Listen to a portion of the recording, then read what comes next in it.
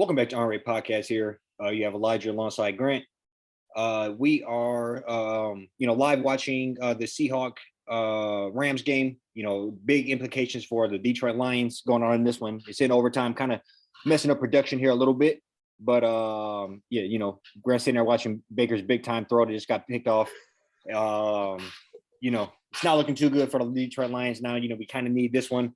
And we got to go out there and put a show on tonight versus Green Bay. But before we get too much into that, we're going to go off and, start out with a heartbreaker. That's, just a recap of the semifinals, Michigan versus TCU. I don't know if we were so heartbroken or overly busy, but we didn't get one out last Wednesday. So whatever, either or. Yeah. But no, I would just say in general, a tough loss. I just say we played out of character. Just kind of that's kind of what I'll put it down to. Playing out of character and, just kind of ran out of time on us. We let it turn into a track meet. And that was something that we knew we could not get into. Right. Tough loss, great season. But obviously not the way you wanted to finish. Right. Yeah. No, I tip my hat to him, going 13-0. I mean, that's something for first time in Big Ten history, first time in history, Michigan's history doing something like that. You just give him credit in that regard. But yeah, no, it was a tough one. I'm just watching, how the game unfolded against TCU. I've been in that, probably been in that audience or that group of Michigan fans that feels like that Philly special kind of I feel like that kind of blew things open for us and really, kind of took the team out of sorts. And I hope to never see that play ever again. Ran by Michigan and, like you said, you hit it right on the head. I mean, really out of character. I saw, that play and that, fullback dive to Khalil Mullings where he ended up fumbling. I mean, that was just stuff that, like, those are plays we haven't been seeing all year. The offensive line, look like they had a real hard time with that 3-3-5, just like figuring out, who to block on that second level. The 3-down lineman was giving them, pretty significant issues. Lost Schoonmaker, the best tight end, like on our team, best blocking tight end on the team, pretty early on in the game. Just put JJ in the spot where ultimately he was not familiar with all season. And yeah, I mean, it showed.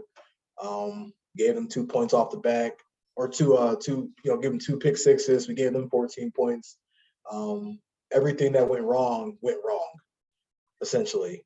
And it was really uncharacteristic. I mean, even Edwards, how he was running the ball sometimes. The JJ just looking very, skittish and not really, just looking out of sorts. It just kind of started to domino after that first drive. Yeah, no, I completely agree. I think like you said, never want to see that play again. I think when you consider the first play of the game, 60 yards right up the gut, and just the momentum I thought we had at that current moment, and just how that was all sucked away instantly. I think that would have been an identity play. Whether we get it or not, you're putting their offense against their back on the 1-2 yard line, half an inch yard line probably if we don't get in. And then you're putting one of the top 5 defenses out there in the country in a very not ideal situation for that offense to start right off rip, big moment. And I worst case scenario, you're probably getting the ball back at the 50 in a couple of plays. Right. I think that's kind of how I would have played that. I don't understand that play, and I think that kind of just exploded from there. And then I think that was a touchdown. We had no business even having to go for it the next play and fumbling, but then again, I knew that was going to happen. We said that when we started running him versus Ohio State, I wasn't like, who is this guy? He's going to fumble. Same thing in championship. He seemed to be semi sure-handed, but I think a guy that probably has under 10 carries, probably 7 carries to his whole name in a playoff game. I just don't understand that. Yeah. There, I think tight end getting hurt, that eliminates. We're already down to tight end. That's already our backup. So I think we couldn't run some of the packages we wanted to. We were already behind big, so we had to throw. And that's kind of how it was from there. But I think other than that, that third quarter was one of the most electric. Yeah, it was. it was ridiculous. It was Yeah. touchdown after touchdown after touchdown. And I thought we were still throughout that. I thought we had a momentum to kind of pull it up. Mm-hmm. We just kind of were, that 76-yard broke tackle really kind of broke our back there. Yeah. But up until that point, I was like, damn, I thought, that was firepower we ain't seen all year. Just Yep. being able to get up and down the field like that. I mean, I think that's what was impressive about it. Was like it was just all season's been methodical. Just 3 yards in a cloud of dust. Time of possession, just focusing on that. But we were getting up and down the field. JJ, I give him a lot of credit, just kind of being put in a tough situation. He threw a couple picks. Well, it is what it is. But he just came out, kept fighting, threw for like 340, 350 yards. Ran the ball around quite a bit. Would have liked to see him run a little more in some of them situations. I agree. I think he finished with like 403 total yards. So like that was 50 on the ground and 350. Obviously you cannot have those interceptions, but I think he did show some heart. Showed a lot of guts and Grit. Yeah. It was, man. I'm a little bit ahead of the G on here on the broadcast, but Seahawks about to go for another field goal here. So we'll see if what this means for the Detroit Lions. 32-yard attempt. They're about to ice him again. But I just think, overall, just to wrap up to Michigan, I think, phenomenal season. A lot of hardball rumors going around here, and we gotta. I'm sure we'll be talking about that as more time comes, whether it's the contract coming, or what that may be. But I think it was great to see the turnaround, and I would love to see what he can build on with that. I mean, JJ is a sophomore, proven one of the better quarterbacks in the country. Donovan Edwards, lots of pieces. Loveland, you can go down a list. The team is definitely on the younger side. Overall. Got a couple different like key veterans coming back. Got Mike Sanderson coming back. Might be like one or two guys from the O-line potentially coming back, for another season. I can't. Obviously, the first like couple days after the loss, like I was pretty upset just because how close you were to potentially like winning that game. But I think overall, man, I mean, back-to-back Big Ten championships, back-to-back playoff semifinals. I like how we were able to get in there twice. Seahawks pulled it out. Like how we were able to get there twice before the expansion, right? So like we were able to do it when it was a little more difficult. So I just hope now going forward we're able to provide some stability and just like a strong culture within the program. I'd love to run it back and get another Big Ten championship. But yeah, like you said, we just got to kind of see what's going on with Harbaugh. It's the way they're doing some some strange stuff right now. Talking about some things that happened back in 2020. Bringing it up just as soon as we right after that semifinal loss. So I think everybody's kind of just waiting, just trying to understand what the NCAA is going to do to Harbaugh, what Harbaugh wants to do. Whether trying to go back to the NFL or staying in college. Yeah, no, I completely agree, and I think you sent me something on Twitter that kind of summed it up all well, and that was the NCAA has a habit. I'm paraphrasing here, but the NCAA has a habit of, coming down very harshly on misdemeanors and letting felonies go. And I would say that is a case of that right here, where it seems very minor when of some of the blatant stuff that happens across the board. I don't know. I just think they're kind of picking on this, and I can't quite understand why. So I don't know. I'm hoping that doesn't push him to the NFL. I'm hoping that's not part of our demise. I think that's actively working against us right here at the moment, and that's not something that a lot of other programs that have some skeletons in their closet, whether it be the Alabamas, the Florida's, Ohio State, USC. I mean, all these teams have recently done very sketchy things. And whether it's stealing coaches, paying for houses, players, cars, whatever the case is. Yeah. NIL packages. Let's take a look at what you can't tell me Texas A&M didn't do nothing crazy last year. So I think when you look at all of that, I don't know. That quote seems to stand true here. So I just hope it's not something that pushes him to the NFL, and that we come with a good bag and pay him his dues. I think he is pretty deserving of that. This is a guy who, coming into the 2021 season, was kind of calling for his head. He turned it around. Got 2 back-to-back titles here for the Big Ten. I think he's the 3rd highest Big Ten paid coach right now, 12th overall in college football. I think he would want to at least be up tied for first in the Big Ten and somewhere in the top 3, top 5 overall. I put him somewhere in the $9 million, $10 million range, and obviously give us some incentive laced as well. But I think if that's what it takes to play at this level, then we got to keep it going. Right. Yeah, and like when we just kind of talked about before we jumped live on here, I mean, like Harbaugh is just one of the it's just one of the weird situations at Michigan where you got the former quarterback from Michigan, coach of his alma mater. He's done, in my opinion, he's kept the program stable, and granted we weren't beating Michigan State and beating Ohio like we would have liked them to.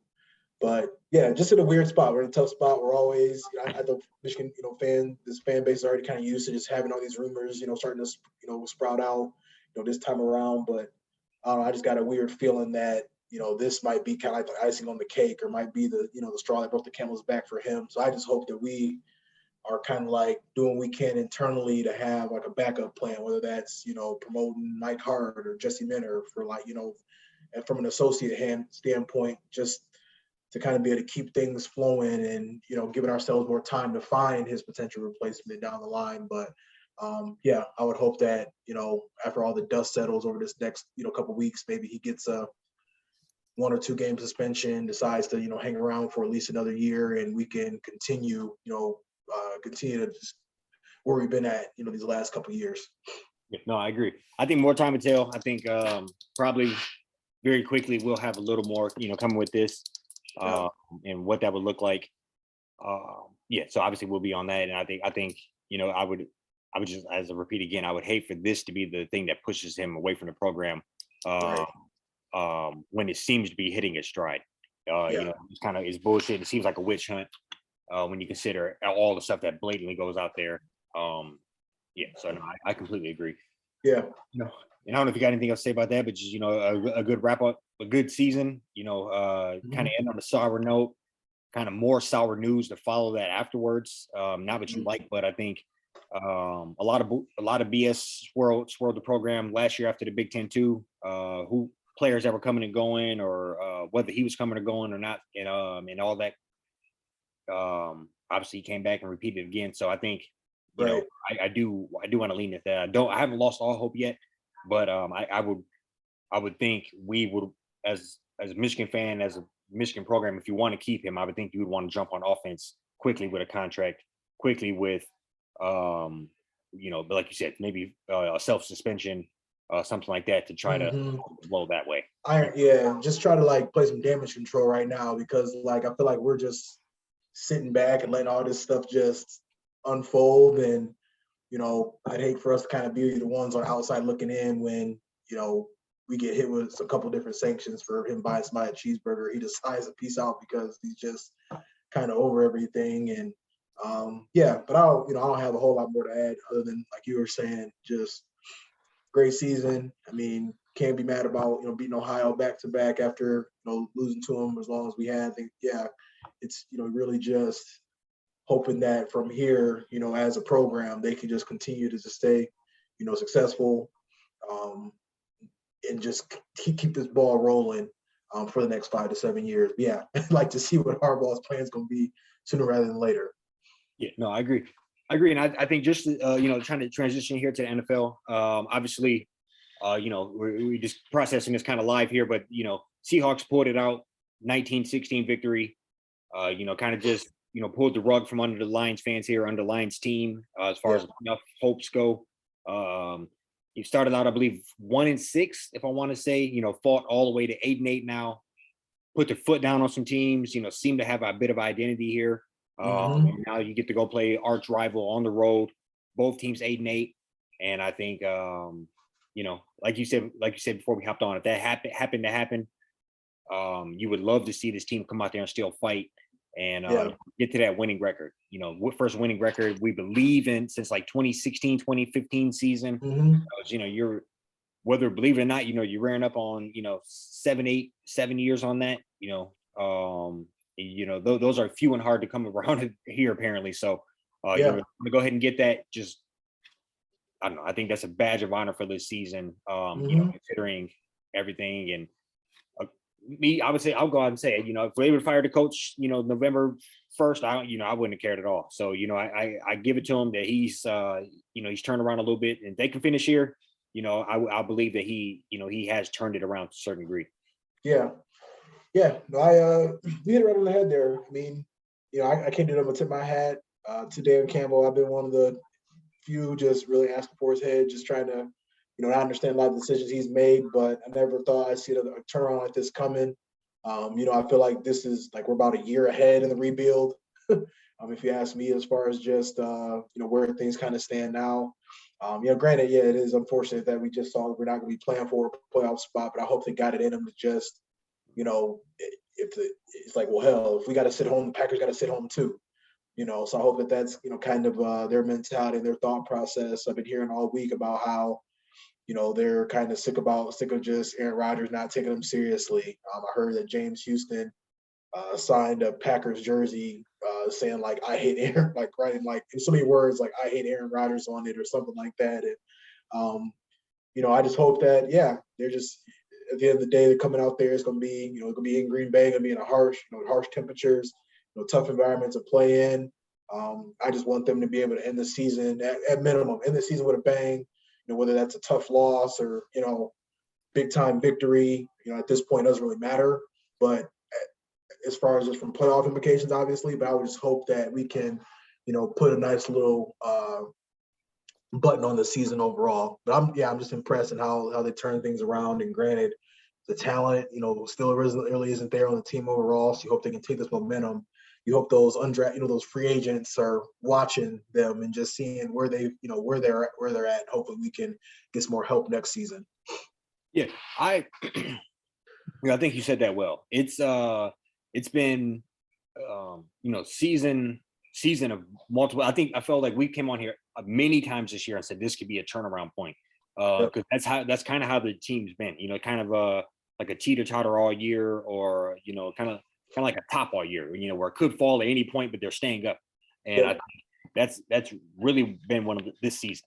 And I think if you can go ahead and finish this last win, get above 500, all the momentum of that with the picks, basically, name your amount of money you want in free agency as far as how much we have to play with this year. That's a lot of momentum for a team that's above 500 team. Right. And I think that's exactly how I feel like they should go into this game. And I think I think you want to make the playoffs. So I would hope if they can turn it on still, but having the stress of that off of them, they can go out and play super loose. They could do all that crazy shit Dan Campbell likes to do.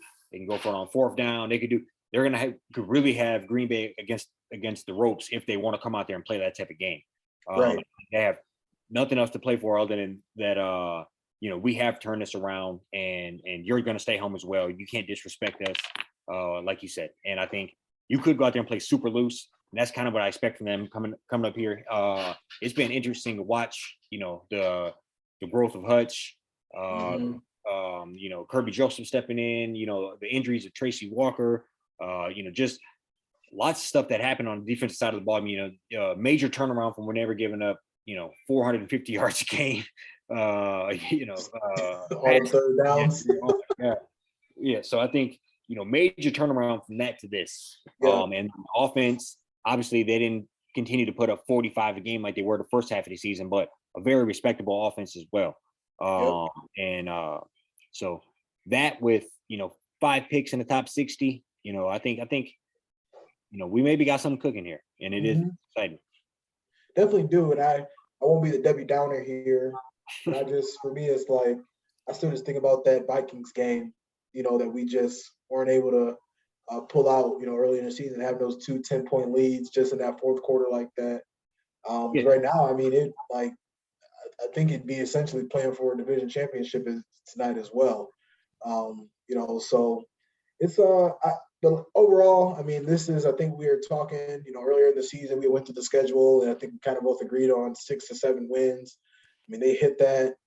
We got lucky and had the Rams. They didn't have the greatest season.